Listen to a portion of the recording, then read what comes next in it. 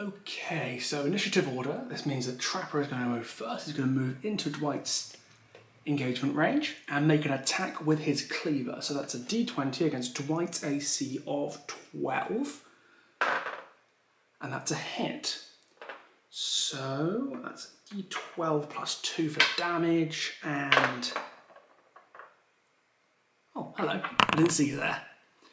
Welcome, friends and foes, survivors and killers, to the brand new Dungeons & Dragons chapter, and our new killer, Vecna. So, the 8th anniversary celebrations are in their early days, and the anniversary chapter this year had a lot to live up to. From major licenses like Ghostface and Silent Hill, to game-changing originals like End Transmission and Roots of Dread that carried the game's lore and visual design forwards. But this year decided to play it low-key. You know, this little known IP called Dungeons & Dragons? If you had told me a year ago that D&D and DBD were going to get together, I likely wouldn't have believed you.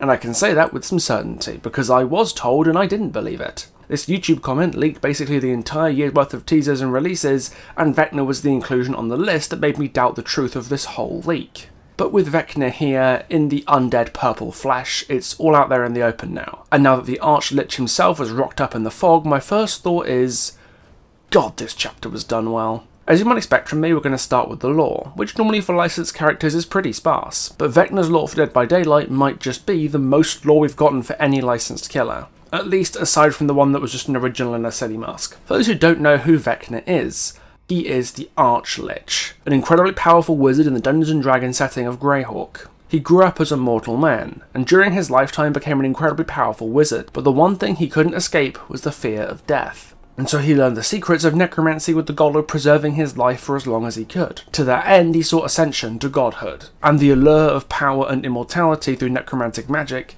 drew many followers to him, most notably the vampire Cass.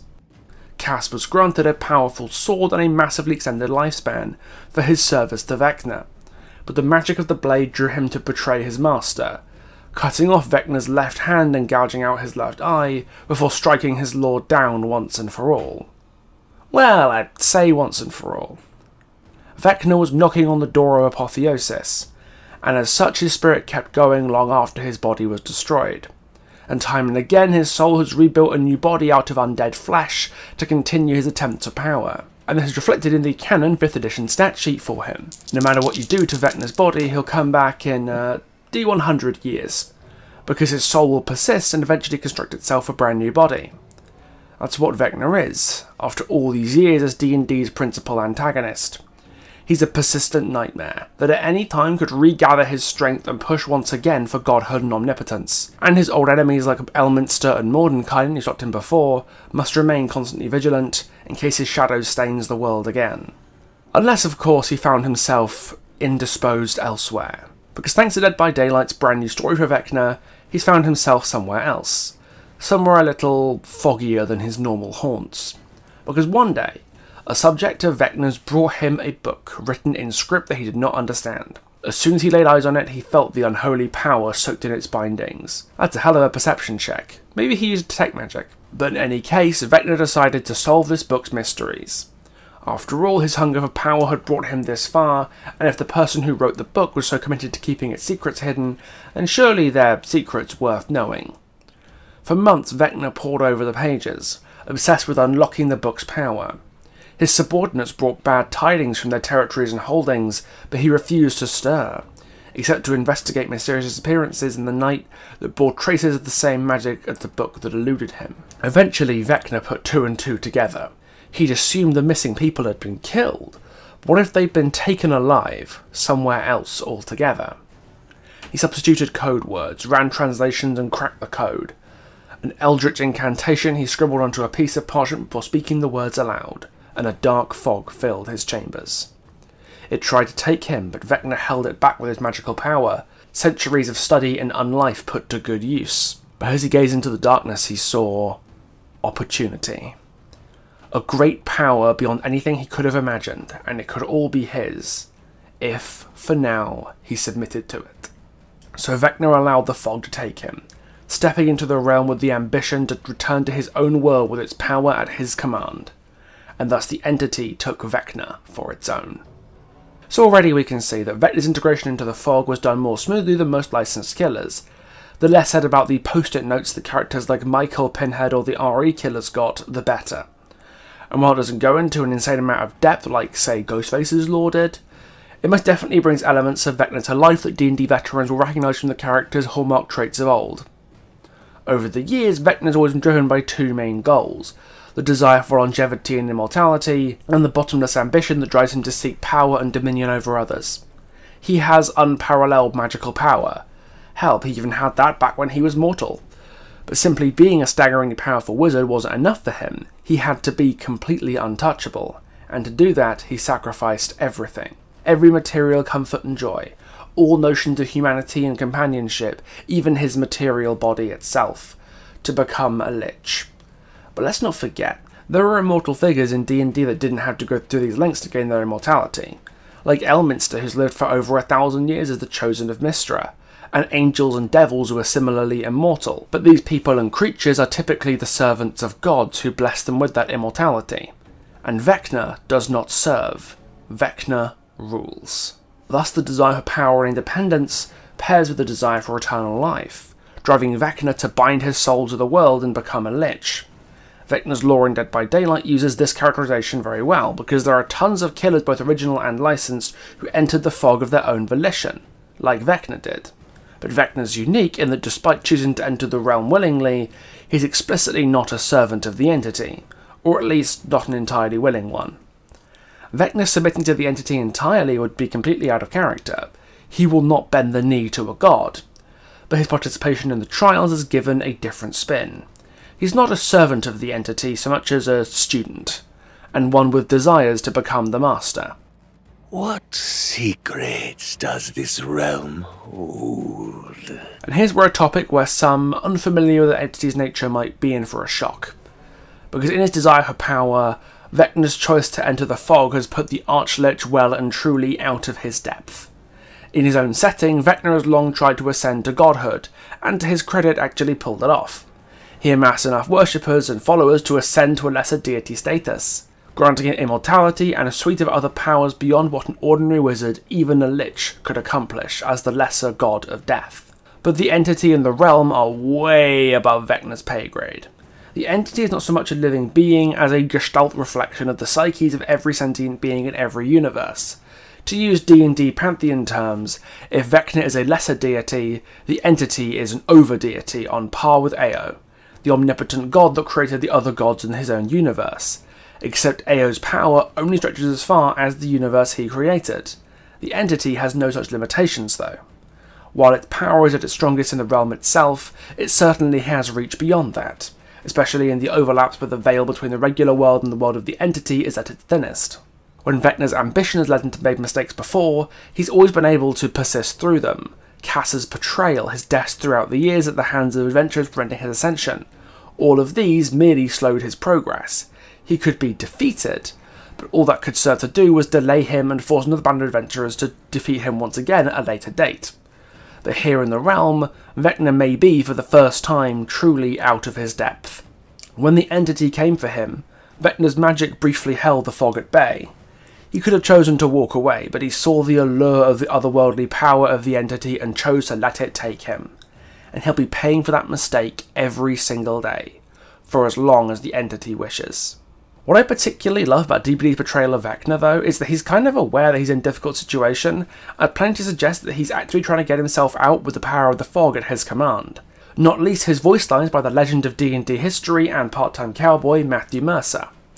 Many of Vecna's lines affirm that he's not exactly comfortable here in the realm.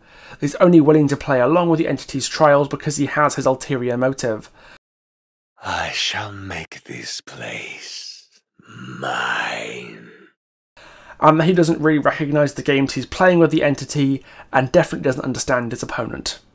You see, Vecna seems to believe that the entity's world is just another plane of existence, but it's so much more than that, and this has some great implications for the source of Vecna's power. Magic in Dungeons & Dragons is wielded through the Weave, which is a material force that permeates the universe of D&D throughout all its planes of existence. But the entity's realm is beyond any one universe. Not a plane of existence, but more akin to a collective nightmare universe, given form by the auric particles that exist between material universes. This means that the weave cannot reach here, and the only power that Vecna has anymore is not due to his mastery of the weave, but because the entity allows him to have it. The puppet cannot see his strings, and if he will not dance to the master's tune, then those strings can always be cut. There will be no escape. Oh, the irony. The fact that Vecna's portrayal in DBD has so much going on, that his relationship with the entity is so unique and so well characterised, reflects the core messages of this video that I want to communicate. Dungeons & Dragons chapter is the definition of a labour of love, and is one of the most artistically faithful licensed chapters in the game's history. And this was very, very important to get right, because Dungeons & Dragons is DBD's first explicitly non-horror license to get a full chapter. So getting the implementation pitch perfect was vital to ensure that it didn't feel like a soulless cash grab. Two crossover-loving companies reaching out across the genres with the goal of making fat stacks. But for the most part, I think behaviour in D&D's own Wizards of the Coast really stuck the landing. And to get into why, I want to start talking about the map. Nowhere in the whole D&D chapter is the fusion between horror and high fantasy so clear as the Forgotten Ruins, Vecna's map, which came as part of the decimated Borgo realm. The Forgotten Ruins is a treasure trove of fun references and Easter eggs for Dungeons & Dragons and the myriad high fantasy tropes it inspired. The enchanted armour that turns to watch you as you run through the corridors, magical passageways that take you across the map, dimension doors, if you will, and of course Vecna's little pet that he keeps in his basement. I call him Cupcake. When you see Vecna's library with its magical map of the stars, nothing in DBD has ever been like this before, but it's all realised in a strictly horror angle, one that maintains the diegesis of Dead by Daylight and doesn't feel garish, like a shark has been jumped somewhere. Underneath all the trappings of high fantasy and the Easter eggs, the Forgotten Ruins still feels fundamentally Dead by Daylight. People have been demanding a castle map as part of the Borgo realm as soon as we saw Shattered Square, and the choice to put Vecna in that realm already ties him to the existing world of the entity in a way that his own original realm in the vein of Haddonfield or Badham wouldn't manage. Scattered along the corridors of the castle you can see Iron Maidens, torture chairs covered in spikes and tons of gibbets. Exactly the same things we already saw in Shattered Square, and even bringing to mind the torture restraints that you see on Larry's or Disturbed ward. The realm has even been darkened by the lighting change that feels like a step into some forbidden catacomb with nightmares around every corner, and the vibes remain spooky even outside the castle. The horror elements are accentuated at every turn, and that's very in keeping with D&D history, where official modules and creative DMs alike have been instrumental in bringing horror to the tabletop. So many campaigns start off with a desire for a serious horror atmosphere, even if they tend to end up less Evil Dead and more Army of Darkness by the end, if it doesn't skip straight into Monty Python and the Holy Grail. Marrying horror and high fantasy was absolutely critical to making the D&D chapter resonate with players, and the Forgotten Ruins in particular had to feel like a part of Dead by Daylight that feels as natural when you're playing on it with Michael Myers, Sadako Yamamura or Albert Wesker as it does with Vecna himself. It was an unenviably tall order, but behaviour pulled it off with style and loyalty to the D&D IP. If only the map didn't have multiple infinites on it. You know what they say, every silver lining has a cloud. The other part of the chapter that it was extra important to get right was Vecna's power. It's all very well nailing the vibes of the map and the lore, but if Vecna's power didn't feel like an all-powerful mage exercising their sorceress might on the survivors, then what would really be the point of the whole endeavour? But fortunately Vecna's power design is as faithful as the rest of the character, and behaviour went to a lot of effort to make sure it all flowed together in ways that D&D fans can recognise. Vecna in DBD has 4 spells to choose from, and some variant, and all 4 of them are present on his official 5th edition stat block. Fly and Mage Hand are common spells that Vecna has access to, and that function more or less the way they do in the game, but the interesting ones are Dispelling Sphere and Flight of the Damned. Dispelling Sphere kind of feels like a mixture of the Detect Magic and Dispel Magic spells that Vecna can cast, since they track survivors in a wide area and deactivate the magical items that survivors loot to be able to counter you. But Flight of the Damned is the best integrated by far. Flight of the Damned is a spell exclusive to Vecna in D&D that fires a torrent of skeletal figures in a 120-foot cone in front of him when he casts it. And the spell in DBD operates in exactly the same way. It's a Vecna exclusive move that fires a bunch of skeletal figures in a cone. But the best thing is that when Vecna casts it, he sometimes says this line: "Let us test their constitution." And the saving throw to avoid the damage from Flight of the Damned in D&D is a DC 22 Constitution check. Just chef's kiss, seriously, it's so good. If anybody's wondering how I feel about the power itself, by the way, I'm a massive fan. I haven't felt this positive about a new character's PTB since Pinhead, and Vecna will likely enter my rotation of killers when he hits live, but he does need a few buffs. Vecna's power right now isn't the worst in the game like some folks are saying, but you could buff pretty much everything in his kit by a little bit because they very much played it safe this time around. I think I'd make Flight of the Damned Skeletons fly a little bit faster with a shorter delay between the flights, reduce the slowdown a little bit on Mage Hand, make Dispelling Sphere move a little bit faster, increase Vecna's movement speed by a touch when he lands after using a fly, and knock maybe about 5 or 10 seconds off his spell cooldowns across the board. But none of this is terribly huge and drastic, and behaviour does need to be careful about how they buff him.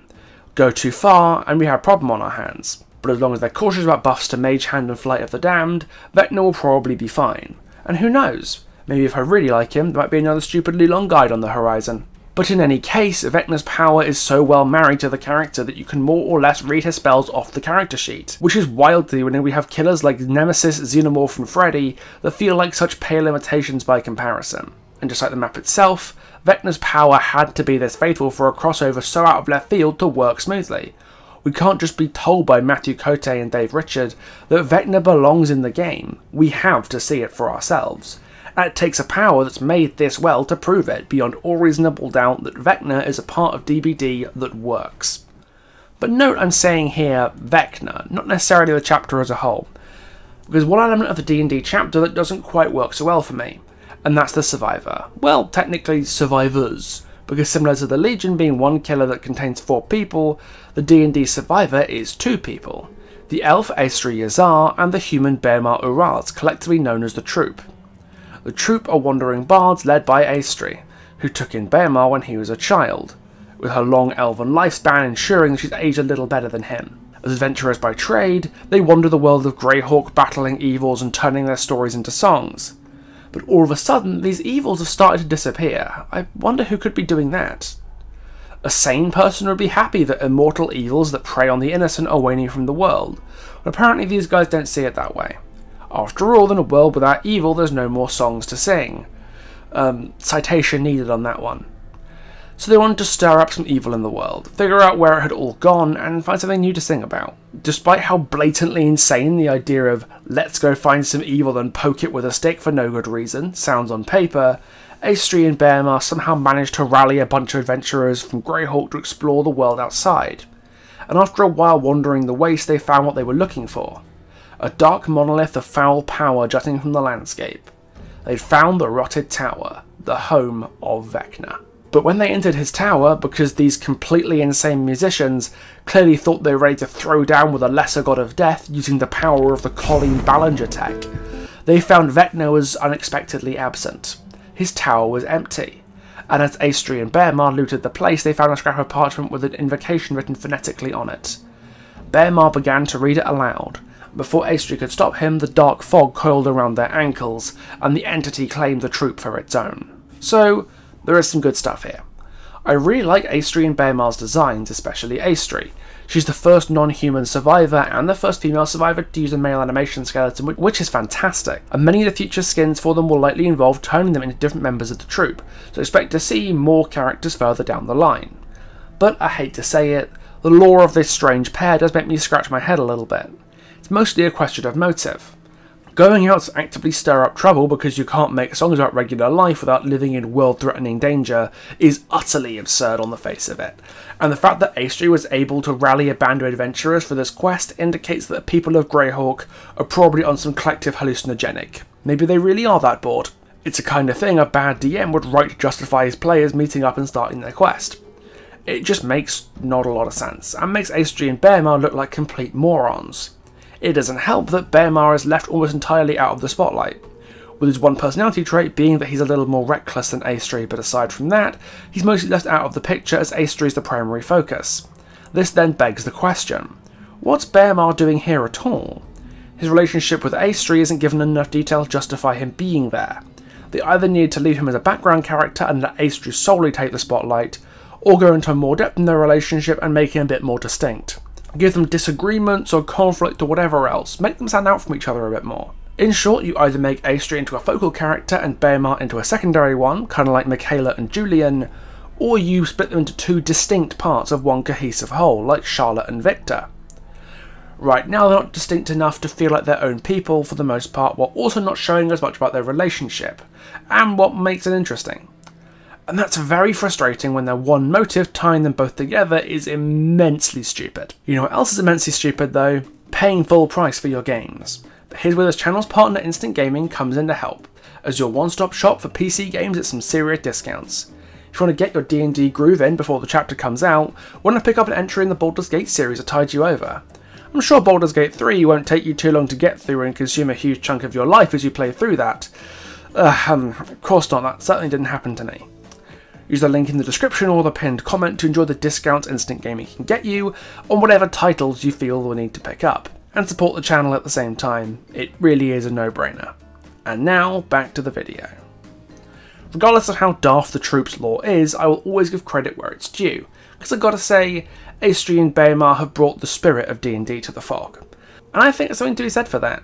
Because Dungeons & Dragons isn't just a world, it is the definitive tabletop role-playing game, and that means it's not just about the fantasy monsters and magic spells, it's much more about, if you'll pardon the pun, the experience. Bardic Inspiration and Mirrored Illusion aren't just abilities from the game, they're storytelling moments, where you can trick or BM the killer, inspire your teammates by playing a hearty tune, or roll a 1 and get everybody killed. Astri and Baemar aren't established characters, they're someone's originals that they put together to go on an adventure and cause trouble in the name of looting, violence and having a good time. They embody that spirit of adventure that makes D&D so compelling. If you've played the game a lot growing up as I have, it stirs a level of nostalgia that makes this chapter almost impossible to dislike. And that, I'm afraid to tell you, is exactly the point. Because while it's impossible to overlook just how faithful and intelligent this adaptation of Dungeons & Dragons has been in our little game of horrors, I'm here to show you the real horror behind this chapter, taken straight from Dungeons & Dragons itself. The Hasbro Investors Report from last year. In case you've been living under a rock, Hasbro is the company that owns Wizards of the Coast, who makes D&D and Magic the Gathering. But they own loads of other major toy and games brands too, like Transformers, Nerf, G.I. Joe, My Little Pony, Power Rangers, Play-Doh, Monopoly, Twister and Furby. Weirdly, they even own the copyright for Ouija boards. In the recent Investor Reports 2023, Hasbro had this to say to their investors.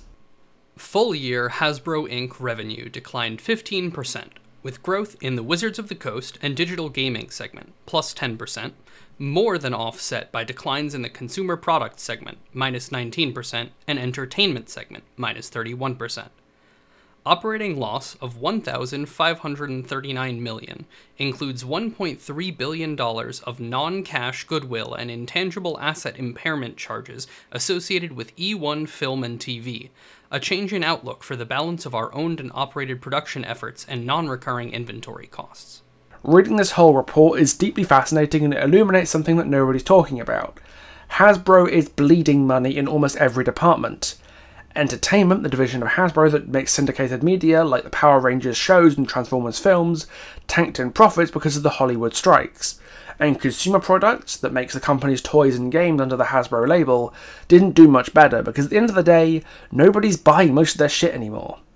Everybody who's going to buy a Monopoly board has already got one, and brands like G.I. Joe and Furby aren't exactly flying off the shelves either.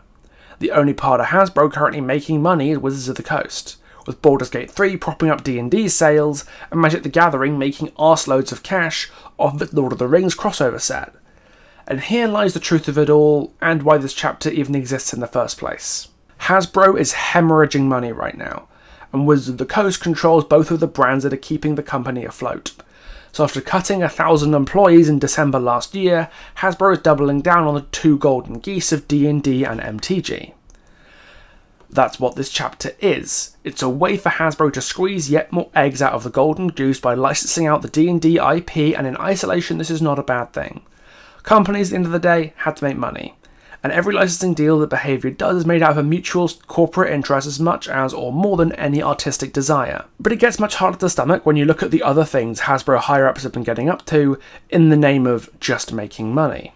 Back in late 2022, a Wizards of the Coast employee leaked something called the OGL 1.1, a change to the open gaming license that governed how D&D players could use the D&D name and rules to make and sell their own third-party products and services, like campaign materials and gaming accessories. Basically, the 1.0 OGL allowed the D&D community to make support materials for the game and make money doing it, and this allowed the game and its community to grow in ways that Wizards of the Coast couldn't manage on their own, but the OGL 1.1 was going to change that. Starting in 2024, all products made under the new OGL would have had to have official registration with sales figures reported directly to Wizards of the Coast, and if you made enough money with it, a chunk of the money would go to WotC as royalties. If the new OGL went live, a lot of the businesses that made their money under the old OGL wouldn't have been able to justify continuing to make D&D products. The game as a whole would have suffered, and the community would have gotten only smaller. It took a massive community-wide outcry that lasted almost a month for Wizards to back down and draft an OGL 1.2 that set much of the game's rules and materials under a Creative Commons license, meaning they became accessible materials for the community to use in perpetuity. It was more than the community was asking for, and it restored a lot of player goodwill in WotC, but that wasn't their only blunder. About 6 months after the OGL debacle, Wizards of the Coast's other big brand, Magic the Gathering, put itself in hot water by hiring the Pinkertons, you know, the corporate thugs who made their names tying mining union leaders to train tracks, forcibly taking some Magic cards off a leaker who put the cards he legally bought on his YouTube channel a month before their official reveal period. Both D&D and Magic have also been caught using AI-generated images in their promotional material, even after promising they weren't going to use it. And in December last year, Hasbro laid off over 1,000 employees, including loads from the D&D and Magic the Gathering teams, to save money just 2 weeks before Christmas. Hasbro's executives will not stop wringing every last penny out of WotC's brands with any unethical tools they can, and with all this in mind, it makes the motives behind the D&D chapter almost impossible to ignore. We should honestly be grateful that behaviour of all companies were the devs that got the license for a D&D crossover in the 50th anniversary year, because behaviour actually care about the quality of what they make. This chapter was an all-round stunning success, and it's clear in every facet of this release that it was made with a genuine and serious love for D&D on behaviour's part, but that's a love that Hasbro doesn't share. Imagine if the D&D license had gone to a company like Activision Blizzard, or Ubisoft, or EA for one of their games. Can you imagine the level of corporate fuckery that players would have had to deal with? As a Magic the Gathering and D&D enthusiast for the better part of a decade now, I've known about this stuff as it's been happening for years. Seen the Sausage Factory in production, so to speak. And that knowledge has been the only thing that stifled my love of an otherwise exceptional chapter release. So at the end of the day, that's what the Dungeons & Dragons chapter is. A brilliant piece of the Devadelic tapestry that, despite the clear and vaguely menacing corporate shadow cast by Hasbro over everything, showcases the best of what Behaviour's exceptional dev team can offer. I'm sorry, can we take time out for a second to appreciate the absolute brass balls that Matthew Cote has displayed in the past year or so? The man representing our silly little Canadian palette game has sat down with executives from Disney and Hasbro and come out of it with solid licensing deals. I trust that man to fight a tiger at this point, he just can't be stopped. Mate, seriously, go and take a nice, long, relaxing shower to get all that grease from those Hasbro executive slime balls off your fingers. Unless of course you fancy going back into the border and bring Magic the Gathering out with you as well. Come on, you know she'd be a great killer just as much as I do. But regardless, I believe that Dungeons & Dragons chapter will be considered on par with the Stranger Things chapter as being a seminal licensed release of Dead by Daylight history, and between the innovative power and the gorgeous map and the endless parade of Easter eggs and homages, I can't think of an anniversary chapter more fitting as a celebration, both of the start of DBD's 9th year and Dungeons & Dragons' 50th. And this leaves only one important question left. Wait a second. What the hell's Castlevania?